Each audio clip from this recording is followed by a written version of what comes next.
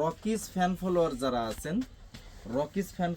আছেন, তাদের জন্য রকিজের কিছু প্যান্ট দেখায়। যদি 100% অরিজিনাল না হয়, রকিজের প্যান্ট কিন্তু মার্কেটে মানে হিউজ পরিমাণ কিন্তু কপি মাল বের হয়েছে, টেন্ডার কপি, বিভিন্ন ধরনের প্রোডাক্ট কিন্তু মার্কেটে পাওয়া যাচ্ছে।